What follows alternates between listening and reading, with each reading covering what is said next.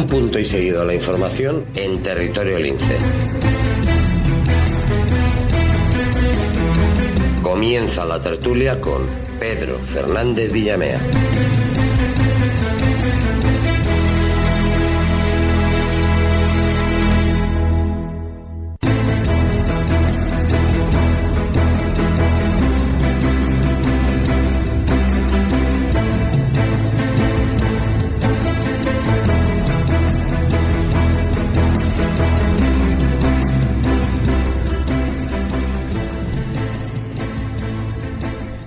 Siete minutos, pasan de las 9 de la mañana de este miércoles 10 de mayo, día oficial de la remontada. Todos los días hay un día internacional de algo. Bueno, pues hoy, los 10 de mayo de todos los años, se va a celebrar los días internacionales de la remontada. Como todo el mundo sabe, nunca dejes de creer.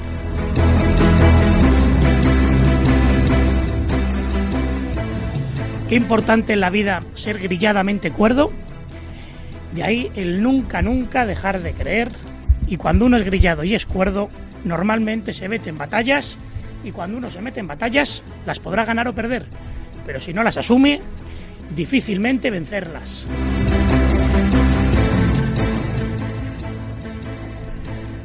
Vamos al lío. Hoy miércoles, todos los miércoles, analizamos economía, hacemos cuentas. Muchas cuentas y muy buenas cuentas, dejamos a un lado los cuentos y vamos a analizar una actualidad. Por un lado, ¿qué pasa? Vamos a analizar brevemente, vamos a hablar, pero lo justo, de políticos y de partidos políticos, y sí de políticas de empleo, de políticas de economía, de políticas agrarias, pero toca analizar, vamos a analizar el barómetro ayer del CIS, que obvia lo que la situación por un lado nos está dando, una crisis, por decirlo de algún modo, en el sistema político actual, y eso redunda en un descenso de votos del Partido Popular, un descenso de votos de Podemos, es decir, los primeros y segundos puestos bajan y suben los terceros y cuartos puestos, sube Ciudadanos un 2,5 en intención de votos, y también el Partido Socialista, que pasa del tercer al segundo puesto. Político más valorado, Soraya, bien montado por Soraya. Político menos valorado, también del PP, el ministro de Hacienda, Montoro.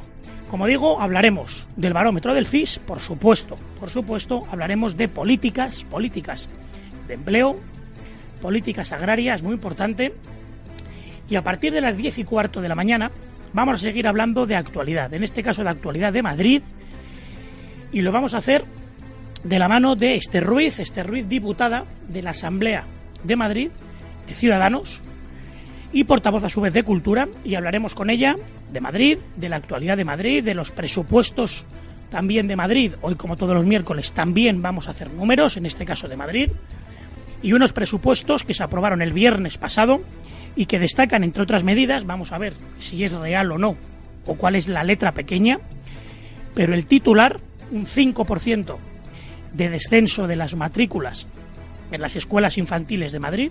Veremos en qué se traduce esa medida aprobada, como decimos, el viernes por un voto en la Asamblea de Madrid, y también analizaremos con Esther Ruiz las pruebas de conocimiento que se celebran hoy y mañana aquí en Madrid para todos los alumnos de tercero de primaria en aplicación de la LOMCE. También hablaremos con Esther Ruiz de una realidad penosa, pero una realidad, la obligación a la que se ha visto cada uno de los ayuntamientos de Madrid y en general, diría yo, de España, aumentar los servicios de policía a las puertas de las escuelas para evitar, 1, el acoso escolar, y 2, la abstención escolar.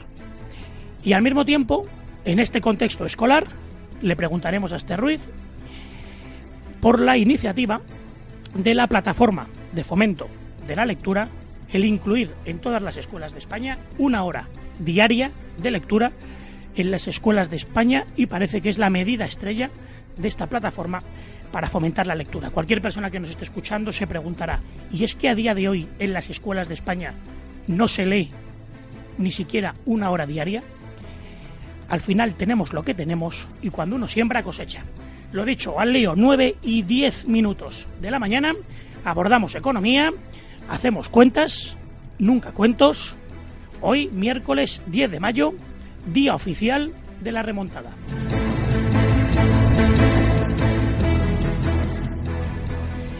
Vamos al lío. Vicente Montañez, buenos días. Vicente, estoy un poco pirado, pero bueno, bien. Muy buenos días, Pedro. Un abrazo muy fuerte y saludos a todos nuestros oyentes. Me acompaña también José María Ruiz. José María, buenos días. Saludos a los dos. José María Vicente, también es colchonero. Él también cree menos. Sí, no creo nada. Es quizá más de dura cerviz. Es más de dura cerviz, bien. Pero, no sé, me encantan los retos. La esperanza nunca se pierde. Me encantan los retos y se pone Madrid muy bonito. Eso sí, como radio que somos y vocación de servicio público, hay que recomendar que la gente acuda muy pronto al estadio, porque van a haber muchos cordones de seguridad, ¿eh? No hay que olvidar que no es un derbi como tal, partido de Liga, es un partido de Champions, con la repercusión internacional que tiene. Aconsejan ir 2 horas y media antes, y si podéis ser en tren o en metro o en globo, pero no en coche. Bien. Vicente, vamos a los números. Vamos a los números. Números en primer lugar, rápidamente. Hay que tantear el barómetro del CIS, que también son cuentas o números, estadísticas, en este caso del Instituto Nacional de Estadística, un barómetro que, por un lado, desde un punto de vista demoscópico, no sé hasta qué punto esto sea muy, no sé si decir seguible, muy real, si no esté parcialmente retocado. En cualquier caso, el resumen de la película es que los que son primeros y segundos, los medalla de oro y de plata, es decir, azules y morados, bajan en intención de voto, y los terceros y cuartos ascienden, sobre todo en este caso Ciudadanos, que haciendo un 2,5 en intención de voto. El más valorado, o la más valorada en este caso Soraya, el menos valorado Montoro, ambos del Partido Popular.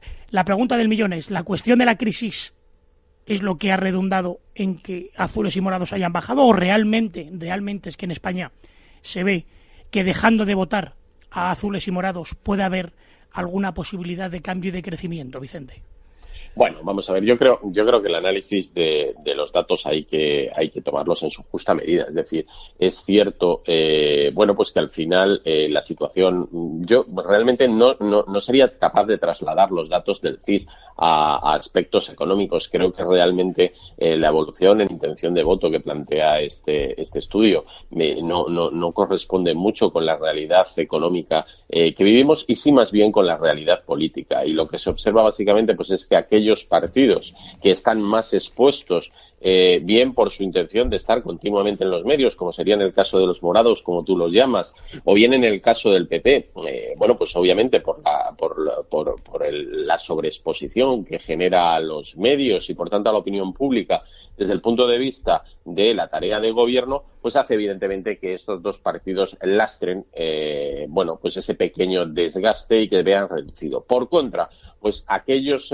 partidos que parten de una posición más inferior, pues es más fácil crecer, ¿de acuerdo? Y es básicamente lo que se plantea. De cualquier modo, lo que vemos es que el escenario político no varía sustancialmente, es decir, digamos que todos aquellos aspectos externos, como pueden ser aspectos económicos, como pueden ser aspectos como la corrupción, etcétera, no impactan excesivamente en la opinión de voto. Y pues en definitiva estamos frente a un estudio más que yo creo que aloja poca luz. También es cierto que todos estos estudios depende del momento en el que se realicen, y desde luego nada indica que realmente estemos en clave electoral, que sí que podrían variar algunos de estos datos. En cuanto a las personas mejor o peor valoradas, pues volvemos un poco al aspecto de la sobreexposición mediática. Es decir, el caso de la señora Soraya, pues es una persona que, digamos, al perder la portavocía, ha pasado más a un segundo plano, y además es una persona en la que históricamente pues ha estado bien valorada, ¿no? Además hay que tener en cuenta que es la persona que realmente, dados los exabruptos que orientados hacia el IBEX 35 ha realizado don Mariano, pues digamos que un poco esa persona digamos de confianza podría de los principales poderes económicos podrían estar por un lado en el ámbito del señor Rivera y por el otro en el lado de Soraya. La sobreexposición del señor Montoro, cuando además algunos lo tenemos en gran estima y todos los días le damos un poquito de estopa, pues bueno, también parece razonable que sea el peor valorado. Habitualmente los ministros de Hacienda nunca han sido bien valorados porque al final acaban siendo los que nunca dan buenas noticias, sobre todo en un entorno en el que cada vez la presión fiscal que sufren en la gran mayoría de los ciudadanos pues es mayor, ¿no? Con lo cual, resultados perfectamente previsibles y nada fuera de lo esperado. José María. Yo creo que podemos diferenciar un aspecto político y un aspecto ciudadano, ¿no? de la situación en la que estamos viviendo ahora mismo. Desde un punto de vista político, pues es un poco desastroso el que no se pueda organizar una mayoría que dé una cierta estabilidad al gobierno del país, ¿no?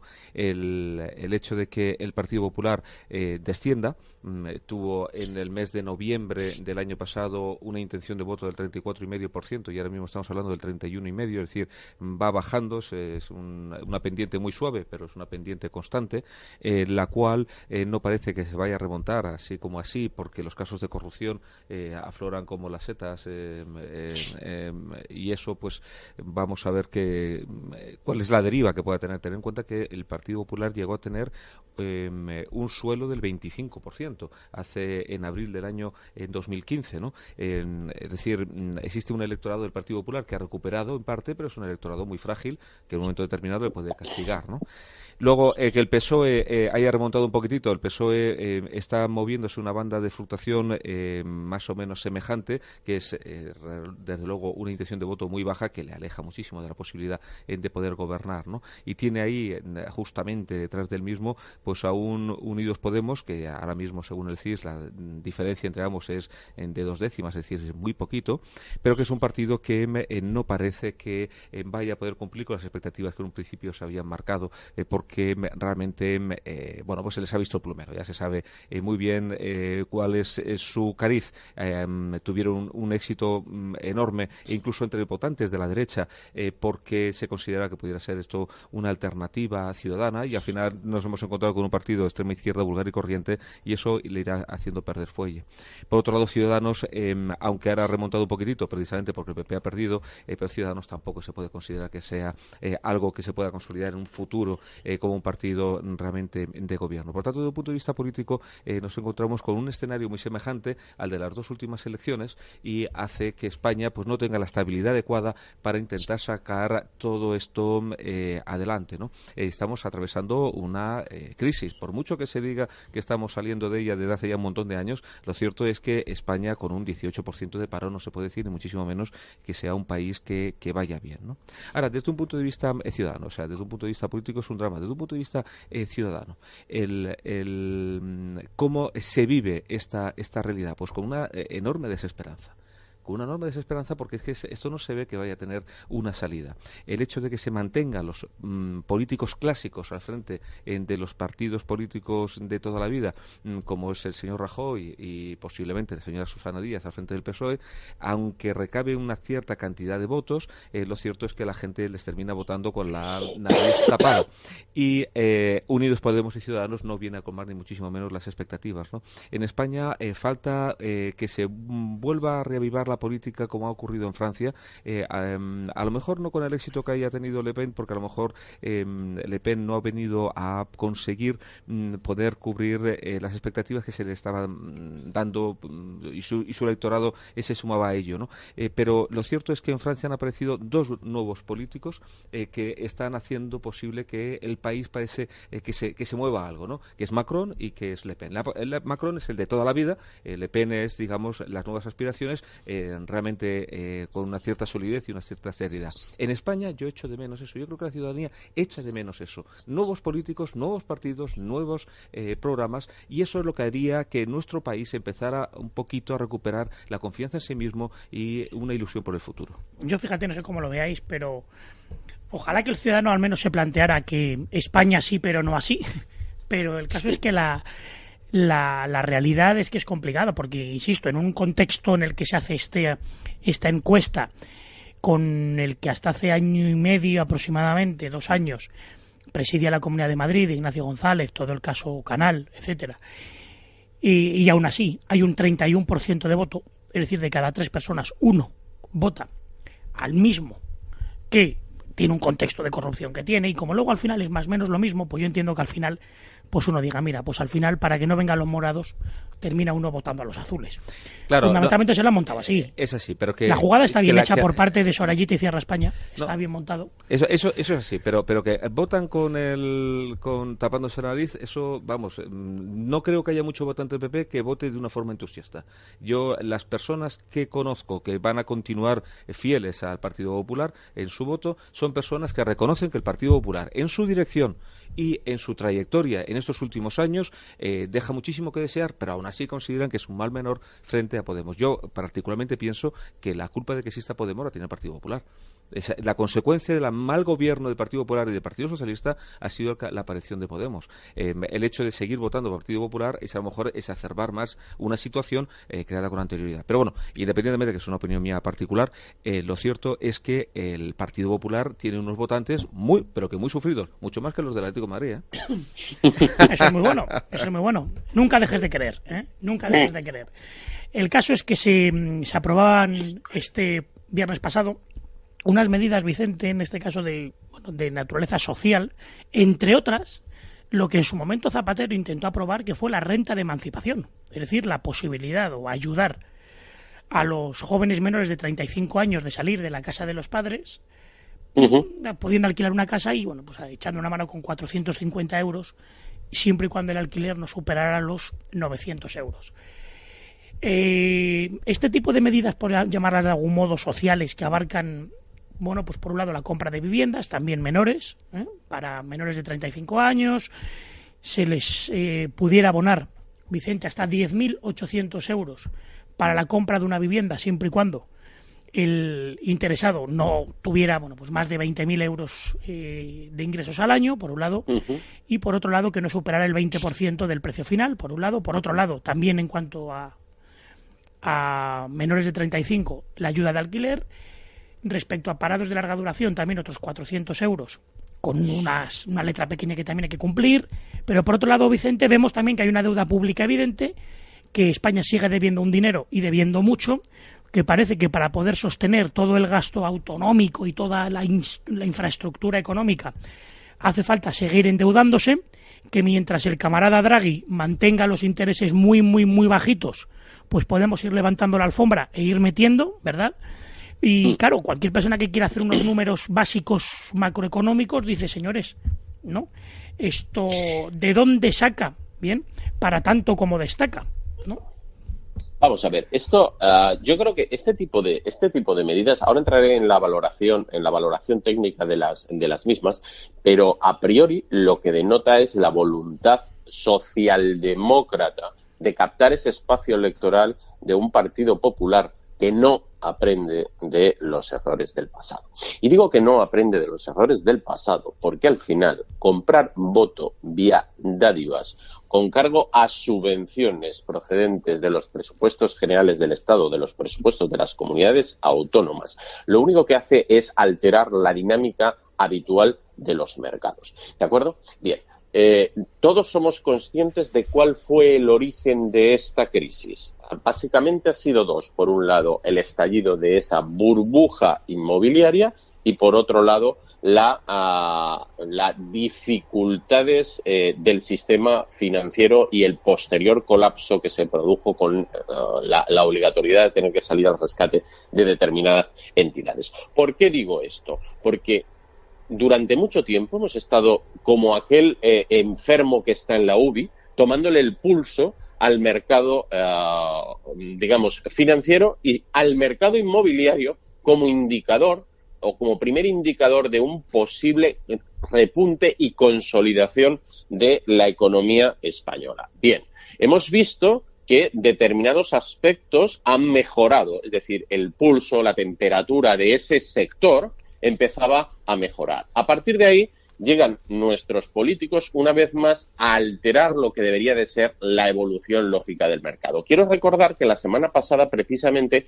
abordábamos el tema del incremento de los precios de los alquileres. Bien, pues ahora nuestro querido gobierno nos sorprende con unas acciones que claramente el sector ya ha evaluado y ha evaluado como una acción puramente orientada a la especulación en el mercado del alquiler. ¿Y por qué digo esto? Digo esto porque en la medida en la que se producen unas ayudas directamente sobre determinado sector poblacional, cuando no se ha sido capaz de dejar que el mercado dinamice lo suficiente ese mercado del alquiler, lo que vamos a conseguir es, a una igualdad de demanda, a una igualdad de oferta, un incremento de la demanda y, por tanto, un incremento de los precios. Con lo cual, estas medidas que lo que pretenden es hacer que el resultante del coste, del monto total que representa para un joven un arrendamiento sea menor, el efecto que va a tener en el mercado es que, como no se estimula en ningún momento la oferta, lo que vamos a conseguir es una subida de precios y que, por tanto, dicha ayuda, al final, lo único que acabe pasando es a manos de posibles arrendatarios. Bien, ¿cuáles son los arrendatarios en estos momentos, o los arrendadores en estos momentos en este país? Bueno, pues mayoritariamente no se ha visto que haya un despunte por parte del particular, por aquella persona que tiene 1 o 2 inmuebles con capacidad de ser alquilados, o aquella persona que tiene una vivienda vacía, fruto de las adquisiciones que se produjo en la época de la bonanza económica, de aquella burbuja inmobiliaria, sino que realmente los que están en estos momentos generando una oferta son todos aquellos fondos buitre que en su día adquirieron grandes cantidades de inmueble fruto de los procesos de embargo por las entidades financieras y las posteriores maniobras financieras para descontar aquello de los balances, la creación de los PROP, los grandes paquetes que se vendieron, etcétera, etcétera. Bien, son estos realmente los que están ofreciendo. A partir de ahí, esta medida, ¿qué es lo que va a realizar? Bueno, pues la única acción que va a tener es una subida real en el precio del alquiler, que quiero recordar que ya estamos experimentando de una forma importante y que está creciendo a razón de 2 dígitos. Bien, con lo cual, gran metida de pata. ¿Qué es lo que el sector pide y qué es lo que el sentido común exigiría a nuestros gobernantes? Oiga, realícelo usted con carácter universal, vía incentivos en cuanto a la reducción del IRPF, que por otro lado no sería tan simple como reincorporar aquella desgravación por adquisición de nueva vivienda e incorporar, como ya estuvo en su día, esa misma desgravación fiscal por parte del arrendatario. Esto daría, por un lado, la universalidad, ¿de acuerdo? Y, por otro lado, cualquier tipo de acción económica desde el punto de vista de incentivar, yo creo que tendría que ir más orientado a obtener la seguridad en cuanto a materia de cobro por parte de aquella persona que tenga una vivienda libre y pueda ofertarla, y no en tanto en cuanto a sufragar, en definitiva, aspectos puramente especulativos. Bien, con lo cual, mi valoración como técnico sería gran chapuza, a la que ya nos vienen teniendo acostumbrado, una medida más populista y más orientada a captar ese voto social, a decir, oye, que la derecha también somos sociales, a buscar ese espacio en el que doña Cristina Cifuentes se mueve muy bien y, desde luego, operativamente muy poco sentido. Y aparte de tener poco sentido, es que nos va a meter nuevamente en una burbuja que lo va a terminar pagando el ciudadano. Si es que eso cae de cajón, porque imaginemos que tenemos 34 años y medio, tenemos derecho a unas ayudas, tenemos 35 años y medio y nos viene la consecuencia de la subida de los precios del alquiler, precisamente por las ayudas que se le ha dado al que tenía un año menos, ¿no? Ese que tiene 35 años y medio va a tener que pagar el costo de todo ello, ¿no? Yo, antiguamente, los planes para intentar conservar el precio tanto del mercado en venta como en alquiler solían rondar alrededor de la planificación estatal en el Instituto de la Vivienda, ¿no? De manera que no venías a incidir de una forma directa en la oferta que en un momento determinado pudiera haber, porque si tú sobre la misma oferta vienes a establecer subvenciones, pues evidentemente los precios se van a encarecer. Lo ideal aquí sería poder promocionar una vivienda que fuese una vivienda con una cierta protección para todos aquellos que la necesitaran, pero sin tener que incidir en el mercado, viniendo a crear nuevas construcciones o las antiguas construcciones quedándoselas el Estado, embargo, José María, dado que el Estado las está al final. Como cuando se quiere, si hay voluntad política fiscal, cuando se ha querido fomentar la venta de inmuebles de más de 500.000 euros y promocionando la concesión de la residencia para aquellos compradores extranjeros que se hicieran con una vivienda igual o superior a 500.000 euros, se ha comprado mucha casa en Marbella, mucha casa en Benidorm, de chinos y de rusos. Y ha habido una incentivación, por un lado, del mercado como tal, y también desde un punto de vista fiscal. ¿Por qué? Pues porque han visto que, no sé si con intereses creados o no, pero había mucha oferta de casas de más de 500.000 euros en adelante. ¿Y por qué no vamos a promover que llegue aquí un ruso se haga con 4 casas por 2 millones de euros a razón de 500.000, 1 euros, y con ello obtenga la residencia, y obteniendo ya la residencia pase por europeo con todo lo que conlleva a efectos, pues bueno, de poder empadronarse, etcétera, incluso de poder tener derecho a voto en las municipales y autonómicas, no en las nacionales, pero sí en las municipales. En definitiva, que cuando ha habido voluntad política para intentar menear el mercado, algo se ha intentado hacer, y aquí hay una medida. Sin embargo, para lo que es el acceso a la vivienda, yo creo que volvemos a lo mismo, el concepto que se tiene en España de que soy mejor Estado cuando doy a la sopa boba.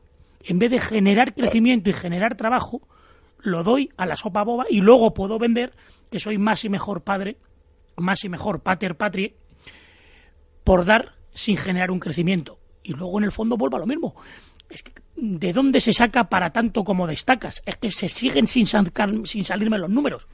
Es que este es el gran... Pedro, yo creo que estás dando además... hemos analizado desde el punto de vista de mercado, pero es que ahora vendría desde el punto de vista de la fiscalidad. Es decir, el plantear estas ayudas lo que supone es un desembolso por parte de las arcas públicas. Es verdad que nuestras arcas públicas no tienen por costumbre pagar muy bien en el plazo adecuado, pero aún así, al final es un gasto que tienes comprometido y que tienes que abonar. ¿Contra qué va a ir eso? Bueno, pues es obvio, contra presupuestos generales del Estado en una situación de déficit público, contra deuda, si es que blanco y en botella.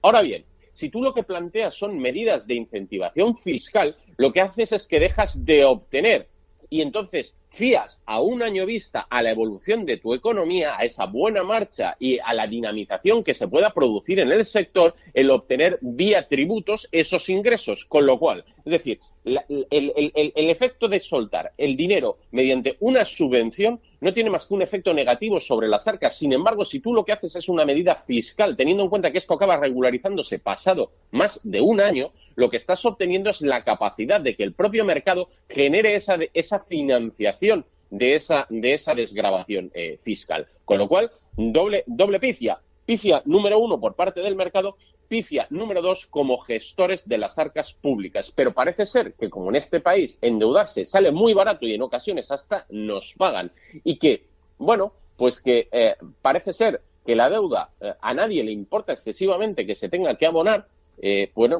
nos lleva a las situaciones que estamos viviendo. Pero insisto, el gran problema que tiene este país, la gran amenaza que tiene, se llama deuda pública. Y desde luego todo este tipo de acciones, desde luego no son nada liberales, no son nada propias de un partido como el Partido Popular y desde luego totalmente en desacuerdo con su programa electoral, y lo único que siguen haciendo es hipotecar no solamente nuestras vidas, sino probablemente ya las de nuestros hijos y las de nuestros nietos. Y además son aparentemente sociales. El problema de todo esto es que yo estoy de acuerdo con las políticas sociales, pero las políticas sociales no pueden crear una población subsidiada que venga a vivir de lo que dices tú, de la sopa boba. Las políticas sociales son aquellas que consiguen que las personas puedan vivir con dignidad, y dentro del vivir con dignidad es que puedan hacer frente a la vida de acuerdo con unos valores que son los occidentales desde hace muchísimos siglos, como es por ejemplo el trabajo.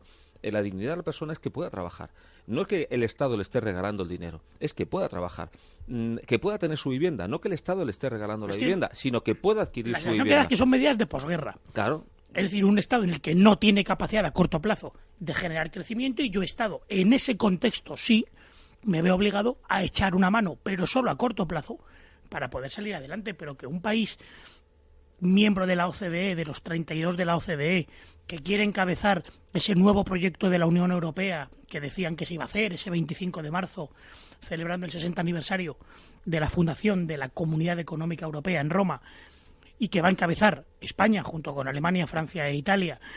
En definitiva, una España que parece que es primera línea en todo, OCDE, OTAN, ONU, Unión Europea, y que esté adoptando medidas propias de países, si no de posguerra, casi de posguerra. Bueno, los últimos datos que ha publicado la OCDE es que España está a la cola en muchísimas cuestiones vitales para la supervivencia de una nación, como es, por ejemplo, la formación y la capacidad de formación que viene a tener una población. En teoría, se dice que nuestras generaciones más jóvenes son las mejor preparadas de toda la historia de España y, sin embargo, los datos de la OCDE nos ponen a la cola de la OCDE junto con Turquía, junto con Grecia, junto con Italia, junto con Chile. Es que estamos en la cola, no solamente en formación, sino en la capacidad que tenemos de venir a reestructurar nuestra economía a la hora de hacer frente a las sucesivas crisis.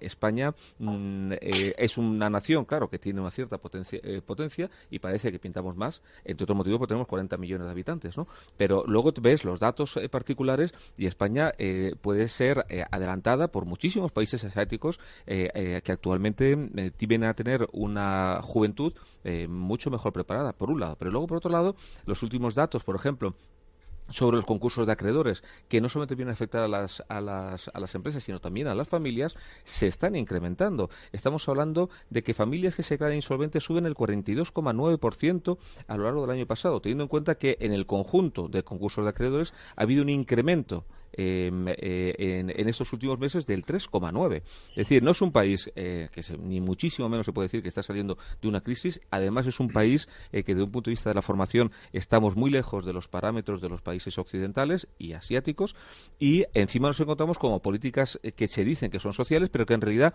son políticas electorales. No son políticas sociales, no son políticas liberales ni sociales, son políticas electorales. Vamos a ver cómo podemos conseguir mayor número de votos a base de repartir dinero del que no poseemos.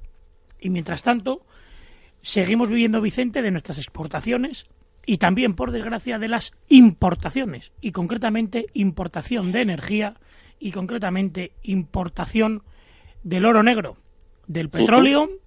Este próximo 25 de mayo, en Viena, reunión de la OPEP.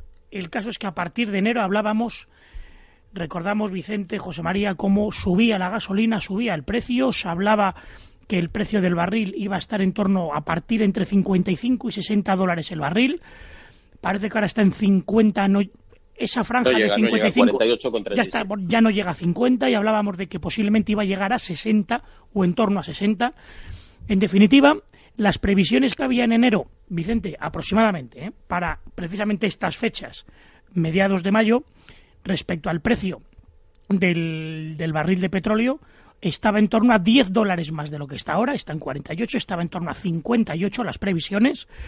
El caso es que eso, no sé por qué razón, Vicente, no termina de cumplirse esas previsiones. Por un lado, bien para España, o bien para el bolsillo de cada ciudadano, que cuesta 3, 4 euros menos llenar un depósito de gasolina, en vez de en 58 se quede en 56 euros, por ejemplo. En ese sentido, bien.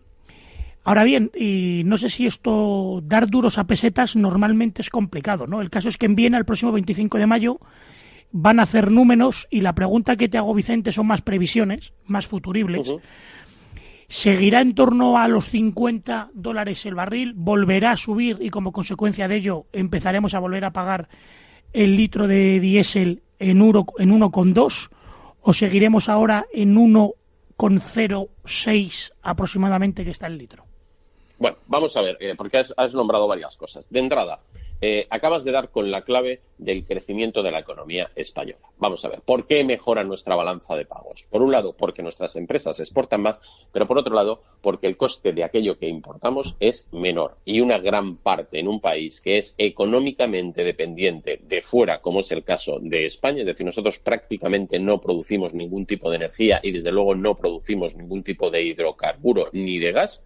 Esto lo que hace en definitiva es que tengamos que comprarlo todo fuera. En la medida en la que sea más barato, mejora nuestra balanza comercial y por tanto mejora nuestra economía. Este es el principal motivo por el cual nuestra economía sigue subiendo y no cae a razón del 2,1, del 2,4 que se estaba barajando inicialmente a principios de año y que seguimos barajando entre un 2,5 y un 2,8 de crecimiento de la economía. Pero insisto, esto es algo que depende de unos señores que se van a reunir en Viena, que muchos de ellos llevan turbante. Tengámoslo claro, ¿vale? Es decir, aquí no estamos hablando de políticas que mejoren la competitividad aspecto clarísimo es la formación en las habilidades de nuestros trabajadores, como comentábamos antes José María, donde salimos con un claro suspenso, sino que estamos dependiendo de factores puramente externos. ¿Esto qué quiere decir? Que exactamente igual que soplan los vientos a favor, pasado mañana, como tampoco depende de nosotros, soplan en contra. Y ahora vamos a analizar cuál es el tema. Bien, al final el mercado de los hidrocarburos es un mercado que se rige, como todos los mercados, por la ley de la oferta y la demanda. Bien, ¿qué sucede? Lo que sucede es que la demanda de hidrocarburos a nivel mundial ha bajado. Y ha bajado básicamente por un país que era el gran consumidor y el gran fabricante de productos a nivel mundial, que era China. En China nos estamos encontrando un fenómeno que yo creo que en los próximos años se va a analizar y se va a estudiar prácticamente con bisturí en todas las escuelas de negocios. Y es cómo se está planteando un cambio de modelo basado en la exportación únicamente por precio, a transformar un mercado en un mercado de consumo interno. Y este es el caso de China. Esto lo que está haciendo es que sus exportaciones estén bajando en pro de un incremento del consumo interno, lo cual hace que siga creciendo a unos niveles su economía importantes, pero de otra forma. Y en definitiva esto lo que hace es que al producir menos tiene menos necesidad de energía y por tanto menos necesidad, en definitiva, de petróleo. Bien. ¿Qué es lo que sucede? Como hay menor demanda de hidrocarburos y la producción es más o menos continua, bueno, pues lo que hace es que al haber menos compradores, el precio baja para hacerlo más atractivo, ¿vale? Bien. Este es el principal motivo desde el punto de vista de mercado económico. Es cierto que en el mercado de los hidrocarburos hay más elementos en juego. Voy a intentar describirlos algunos, ¿vale? Para esto tendríamos que ver cómo se producen o cómo determinados países producen petróleo. Hay dos formas de obtener petróleo en estos momentos. Una de ellas es pinchando en el suelo y que el petróleo salga, ¿de acuerdo? Bien, así es como lo producen la gran mayoría de los países digamos, de la OPEP, ¿de acuerdo? Donde quiero recordar que hay países como Irán, hay países como Arabia Saudí o países como Venezuela, ¿de acuerdo? Estos señores lo único que hacen es que pinchan en su suelo, tienen yacimientos y sale el petróleo. Como podéis entender, es la forma de producirlo más barata. Pero hay otros países como Estados Unidos y como Canadá que tienen otra forma de producirlo. Y es decir, yo lo que voy es a inyectar, que es lo que se llama el fracking. Voy a inyectar determinado tipo de fluido, determinado tipo de gas en el subsuelo y lo que voy a hacer es que aflore ese petróleo de una forma brutal. Bien, esto tiene un mayor sobrecoste y, por tanto, el fracking es un sistema de producir petróleo más caro que la obtención natural, que es como lo obtienen la gran mayoría de los países de la OPEP. ¿De acuerdo? Bien, para los países de la OPEP y concretamente para Arabia Saudí y para Irán, Arabia Saudí porque necesita mantener la supremacía dentro del mundo árabe y Irán necesita digamos, reconstruir tras un embargo económico su país, es muy importante el poder obtener todas las divisas que obtiene de la venta de esos hidrocarburos, con lo cual a ellos lo que les interesa es vender a unos márgenes o unos precios que les permita ganar dinero. ¿Eso de qué estaríamos hablando? Estaríamos hablando en torno a los $50 el precio del crudo. A partir de ahí ganan una cantidad de dinero adecuada, ¿de acuerdo? Con lo cual, ¿eso qué les va a permitir en el medio o largo plazo? Pues que si hay que reducir la producción, se reduzca la producción. Por contra, aquellos países que lo obtienen vía fracking, estamos hablando de Canadá y de Estados Unidos, necesitan precios en torno a los 55, 60 dólares el precio del barril, porque este es básicamente el sobrecoste que plantea un sistema de extracción frente al otro.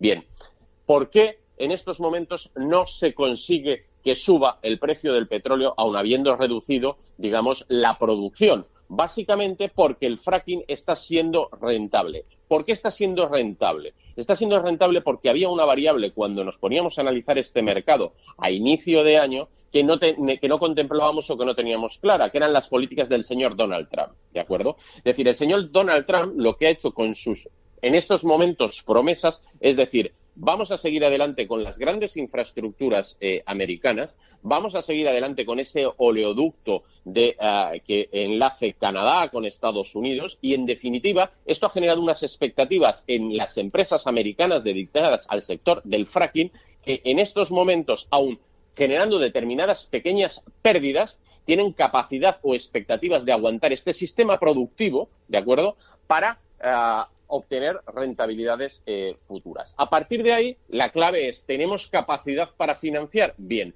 con la entrada del señor Donald Trump y en un escenario económico donde la banca americana tenía importantes deudas condicionadas al mercado de los hidrocarburos, bien, con todos los movimientos que se han producido en la bolsa y con esa sensación de optimismo en cuanto a por un lado, la subida de los tipos de interés y, por otro lado, esa posible incremento de la deuda pública americana que contraerá, eso hace que las entidades financieras también sigan estando dispuestas a apostar por el mercado del fracking y no empezar a ejecutar determinados contratos de deuda que tenían, ¿vale? Esto es lo que hace que en estos momentos una sobreproducción que en principio debería de haber controlado la OPEP con esa reducción de los cupos que han emitido, por otro lado, con la aparición y el sostenimiento del fracking se mantenga, ¿vale? Bien, con este escenario, ¿cuál es la previsión? Pues la previsión es que en tanto en cuanto China no genere una mayor demanda y no la va a generar, ¿de acuerdo?, seguiremos en esa línea de precios en torno a los $50 el precio del petróleo. Bien, ¿qué es lo que puede hacer que esto varíe? Las políticas del señor Donald Trump. Si en definitiva todo aquello que ha prometido se cumple, bien, pues esto seguirá exactamente igual y podremos asegurar que vamos a tener el precio del barril durante al menos 2 años en esa línea. Si al final empezamos a ver que lo que hay detrás no es más que un bluff, no es más que una burbuja y acaba estallando, veremos cómo rápidamente empiezan a entrar en colapso determinadas entidades financieras vinculadas a esa financiación del fracking, como la industria del fracking se desmorona y automáticamente se producirá una subida de los precios mediante la contención de la producción de la OPEP, con lo cual nos podríamos volver a encontrar tranquilamente en los 60-65 dólares. En definitiva, como vemos, no depende tanto en cuanto de la situación de la OPEP, sino en tanto en cuanto de cuál sea la evolución del mercado americano, las inversiones en infraestructuras y cómo sea capaz de apalancar las operaciones en este sector la banca americana. Y mientras tanto, Vicente, ayer Donald Trump visitando Arabia Saudí y hoy Donald Trump recibiendo al ministro de Asuntos Exteriores ruso en Washington. Claro, a 2 semanas de la reunión en Viena del 25 de mayo. Es decir, es lo que se llama no dar puntada sin hilo. Es lo que se llama preparar la reunión de Viena. Yo llego a Viena y es firmad esto, chimpún. Mientras tanto, yo ya he hecho el trabajo previo, bien. ¿Y cuál es el orden del día? El orden y el día ya está establecido. Y 2 semanas antes va el camarada Trump, vaya a Arabia, cierra lo que tenga que cerrar. Por eso digo que no da puntada sin hilo en ese sentido, pensando como que me imagino que todos tendrán intereses creados. Por un lado, Arabia seguir vendiendo a Europa fundamentalmente y por otro lado que el negocio del fracking en Estados Unidos siga creciendo, porque a su vez para todo lo que es la América profunda, Nebraska, pienso, Alabama, Arkansas, son poblaciones que viven de este sector. Y él vive a su vez del electorado de esa zona. Donald Trump ha obtenido gran parte de su y vive de ese electorado. Entonces tiene que compaginar muchas cosas. A mí me da, Vicente, lo mismo, es que pienso muy mal, pero me da que en Viena el 25 de mayo, aunque la reunión dure 5 horas, a efectos prácticos, lo que se tarde en firmar, que les den para firmar. Pero lo que es debatir, creo que más bien poco. Por un lado Arabia y por otro lado Estados Unidos y Rusia, que es el dilema, vamos a ver, en materia de petróleo, a rueda de quién se pone. Si se pone de Arabia o se pone de Estados Unidos. En parte va a depender la reunión que tienen hoy. Por cierto, hoy Donald Trump, creo yo, que como una medida prorrusa, hoy, ayer a las 4 de la tarde, hora nuestra, destituía al director del FBI. Sí. El que había fomentado, que decía que había una manipulación por parte de Rusia y que gracias a ella había perdido Hillary y había ganado Trump. Bueno, pues qué casualidades que justo cuando se va a reunir con el ruso, que dicen que fue uno de los promotores de él como medida pro-Rusia, creo yo, no lo sé, justo ese día, ni una semana antes ni 2, no, en el contexto, está aterrizando el ruso, bien, en este momento destituyo al director del FBI y vengo a su vez de negociar con Arabia, entre otras cosas, la cuestión del petróleo. Entonces parece que al final el nuevo orden mundial De nuevo tiene poco.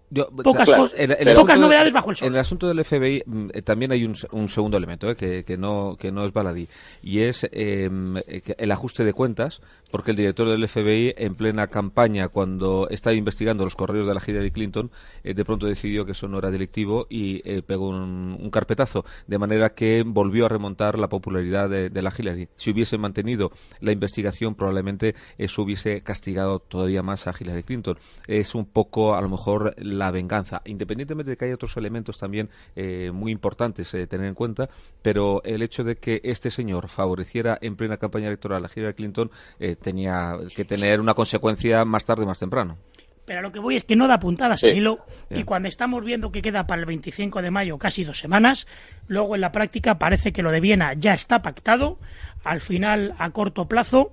Y por otro lado, sí me gustaría ver la reacción en Viena, Vicente, cómo va a reaccionar la OPEP respecto a la situación de Venezuela, concretamente. ¿Por qué lo digo? Venezuela ha sido expulsada de la OEA, la Organización de Estados Americanos, y ha sido expulsada, creo yo, que de motu propio. Concretamente, creo yo que ha ejercido mucho de fuerza a Panamá, que parece que no les puede ver, y Panamá tiene mucha fuerza a nivel internacional por el simple hecho de ser el grifo de ambos mares, Mar Pacífico y Mar Atlántico, y muchos intereses creados, empezando por España, bien, en todo lo que es la reforma del canal, o por parte en este caso de SACIR, por ejemplo, o el grupo que ha estado allí con las obras del canal. En definitiva, ¿cómo le interesa, Vicente, ahora mismo a la OPEP funcionar como ha funcionado la Organización de Estados Americanos y ponerle un ultimátum a Venezuela? Señores, si ustedes siguen igual, dejan de ser miembros de la OPEP, y eso a su vez podría derivar en un encarecimiento del precio del barril.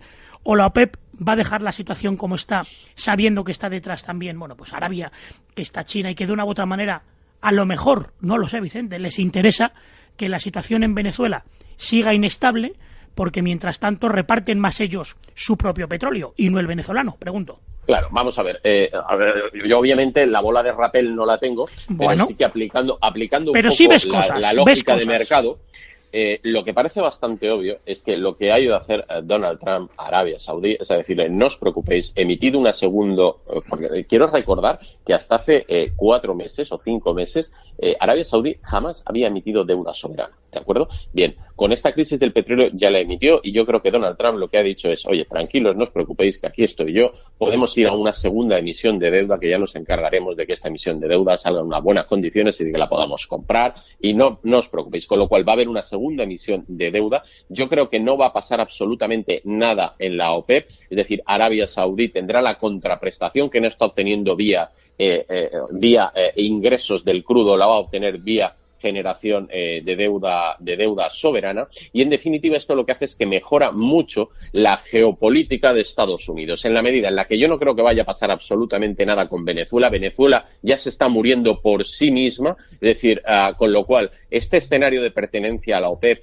de contención de la emisión de determinado tipo de cupos en cuanto a producción, y además el hecho de que ellos mismos se estén ahogando en la situación en la que está, ya le beneficia a Estados Unidos, ¿de acuerdo? Por otro lado, además, esto es algo que también lo que va a hacer es mejorar, como ya se está viendo, las relaciones de Estados Unidos con Argentina, para intentar generar esa acción de pinza en el mercado de los hidrocarburos, de tal forma de acabar estrangulando económicamente al régimen de Maduro. Con lo cual, yo creo que en Viena no van a haber ninguna variaciones, se van a prolongar durante los próximos 6 meses los cupos en cuanto a limitación de la producción de los países productores. Creo que Venezuela va a caer por su propio peso, estrangulada de una situación política nefasta y económicamente realmente muy comprometida. Y en definitiva, frente a un dólar fuerte y frente a toda una serie de deudas de países productores en la zona de Latinoamérica vinculada al dólar, al precio del dólar, y con la previsión de crecimiento del dólar y de los tipos de interés, esto es algo que también mejora enormemente la balanza de pagos americana, con lo cual el señor Donald Trump, digamos que tiene todos estos aspectos económicos a favor, con lo cual estoy seguro de que en esas reuniones se ha dicho: este tema ni lo tocamos, ni lo meneamos, dejémoslo como está, que ya nos viene bien. Vicente, rápidamente, 5 minutos para las 10, 5 minutitos para abordar un aspecto muy importante y muy nuestro, y que afecta mucho a nuestro día a día, que es nuestra economía. agroalimentaria, concretamente dos sectores: el sector de la uva, el sector de los cereales, que a raíz de la sequía parece que peligra, por un lado, la calidad, en este caso, de la uva, y en segundo lugar, en el caso de los cereales, pues de una u otra manera pregunto, Vicente, ahora que estamos hablando de balanza de pagos, de exportaciones, de importaciones, ¿puede llegar el caso que teniendo cereal España, pero costando más por el hecho de que tarde más ahora mismo en salir, me refiero, en cosecharse, por la variación climática y la demanda de consumo interno, haga que se tenga que traer cereal de fuera porque el español, por la cuestión climática, todavía le queda algo para ser cosechado, pero las barras de pan se tienen que seguir haciendo, con lo cual la balanza de pagos podría bajar porque no solo no aumenta las exportaciones, sino que tienen que subir las importaciones de algo como es el sector agroalimentario, que España no solo no debe importar, sino que al revés, lo que debe es sacarlo fuera, exportarlo, Vicente. Vale, vamos a ver. Yo creo que has nombrado dos mercados que por su comportamiento y por su casuística son muy distintos. En materia del tema de los cereales, vamos a ver, no nos llevemos a engaño. España es un gran importador de cereales. Es decir, los cereales que producimos en España tienen un coste caro y únicamente se destinan a determinado producto de muy alto valor. ¿De acuerdo? ¿Qué porcentaje, Vicente, no sé si tengas a los datos, pero por hacernos una idea, qué porcentaje de lo principal, ¿no?, del trigo y de la cebada y de la avena que se consume en España es ese consumo exterior? Puede ser, a lo mejor, que podemos decir, de cada kilo, a lo mejor una tercera parte que sea importado. Estamos hablando de un 80-20. El 80% de las harinas que vienen a este país son extranjeras, ¿vale? Es decir, somos un país tremendamente deficitario. Es decir, aunque veamos que tenemos mucho trigo, consumimos muchísimo más, tanto como que tan solamente nuestro producto internamente genera el 20% de la demanda. El resto de la demanda, ¿vale?, es atendido con producto foráneo. Con lo cual, esta situación de sequía lo único que va a producir es cierto encarecimiento de los precios, pero insisto, como está orientado ese producto hacia un segmento de mercado alto de un importante valor añadido, yo no creo tampoco que vaya a afectar excesivamente.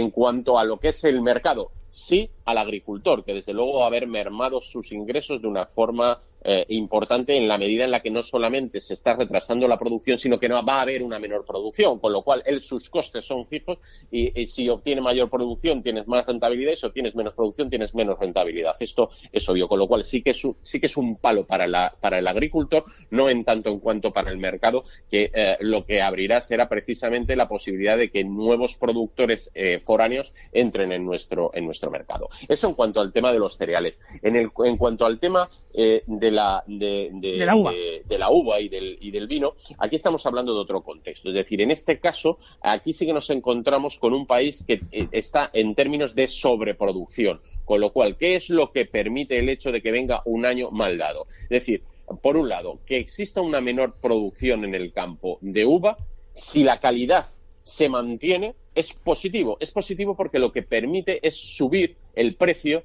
de nuestro vino. Y además nuestro vino es un producto que está muy bien en tema de exportación, que la exportación lo paga y que estaría dispuesto a asumir ese incremento de precio, con lo cual a las bodegas españolas ya les viene muy bien esta situación en la medida en la que les va a permitir regular su política de precios y además, intentar obtener mayor rentabilidad en la parte más compleja que tienen las bodegas en estos momentos, que es el mercado interno, no tanto el mercado externo o el mercado de la exportación. Pero también es verdad, Vicente, corrígeme si me equivoco, que en el mercado de la uva se vende, pero se vende a granel.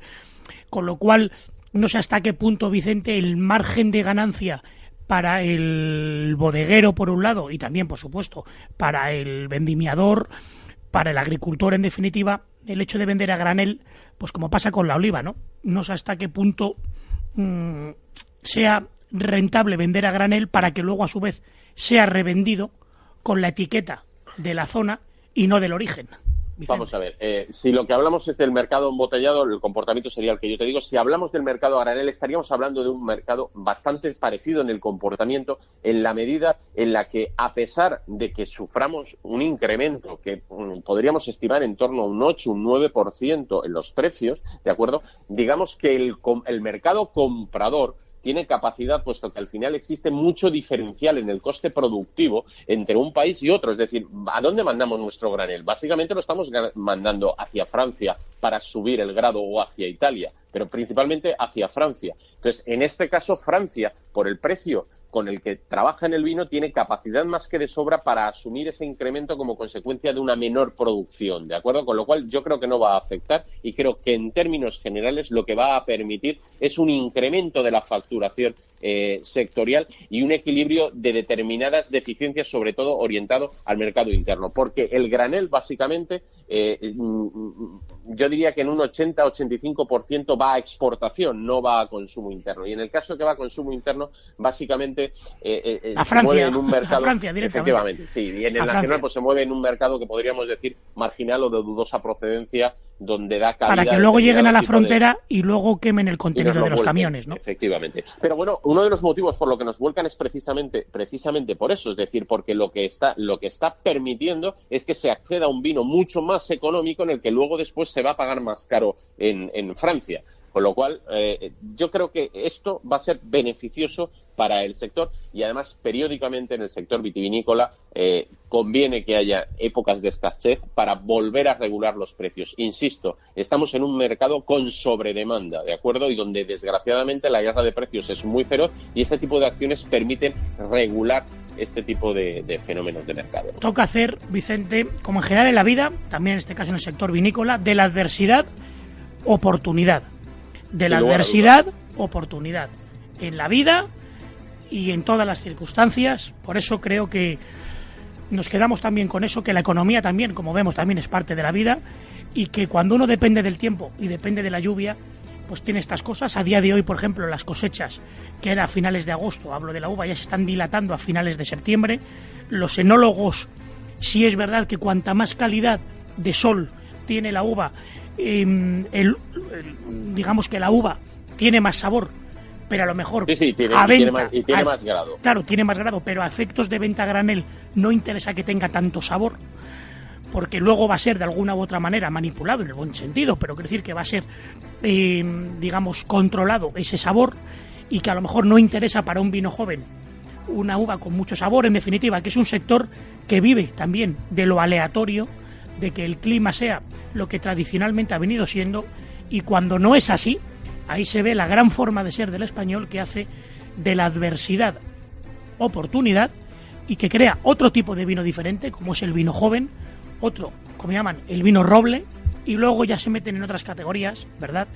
Como ya son los Gran Reserva, ya con más tiempo en barrica. En definitiva, como yo creo que es la vida, ¿verdad, Vicente, José María? Hacer de la adversidad oportunidad, lo estamos viendo en el caso de los cereales, lo vemos en el caso de la uva, y que nos quedemos con eso, que la situación es muy mejorable, que tenemos un país con un 18% de parados, que hemos visto que se ha incrementado este trimestre un 42%.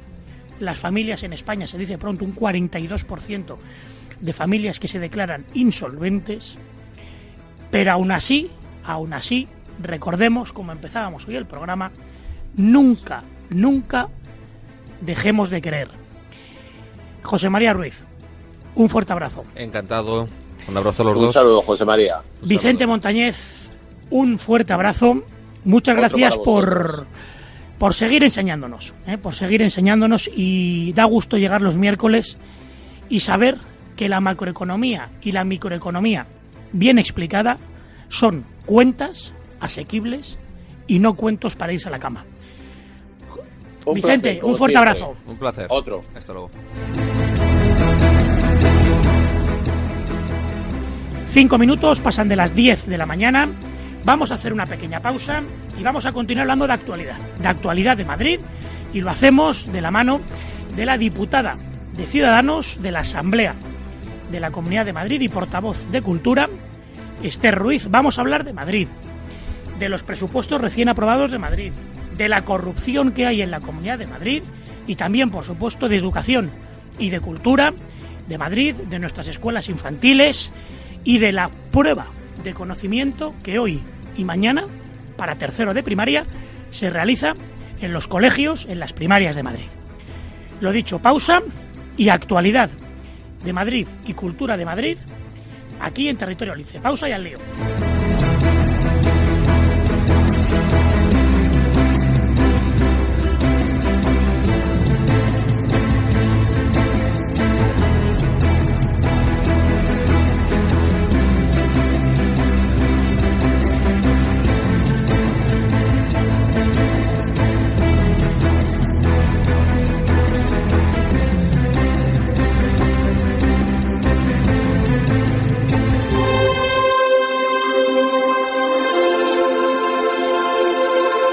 Si a la hora de buscar una nueva oficina o renovar su flota de vehículos valora entre comprar o alquilar, ¿por qué no hacerlo cuando necesite un ejecutivo? Porque a lo largo de la vida de su empresa puede necesitar del mejor ejecutivo durante un tiempo determinado. VMV Consulting pone a su disposición ejecutivos con más de 20 años de experiencia en entornos nacionales e internacionales. Una circunstancia temporal no puede convertirse en un gasto fijo. VMV Consulting. Conózcanos en www.alquilerejecutivos.com. www.alquiler